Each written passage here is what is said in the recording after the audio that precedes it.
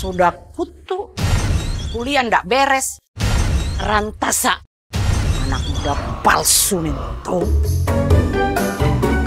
Mau tinggal berapa lama lagi di kampus? Dasar mahasiswa tua. Kau Gunro, bicara kok? Tidak, senior. Hah, saya ini wakil rektor, bukan seniormu. Saya mau kuliah, dosen yang tidak ada. Giliran. Saya tidak mau kuliah, dosen yang ada. Tidak ada itu. Masuk ke saya apa, Di? Santai mau ke sarjana anak kah? Apa itu, Pak? Kalau sering sakit di ujung-ujung kuku begini? Istilah kedokterannya itu paronisia. Kalau biasa anak-anak bilang sikuyuang. Menunggu PT-PT itu kayak menunggu jodoh, Dik. Kadang ada yang didapat, tapi full. Giliran ada yang kosong, tapi tidak searah. Siapa juga yang nunggu PT-PT?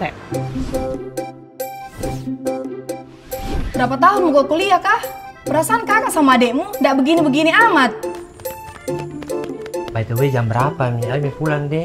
Kuku pernah busur. Cus. Kamu ini semua, satu mi kamar 2 pagi. Tidak bisa tonji bayar kos tepat waktu. Tidak pernah kau belajar tanggung jawab, ah?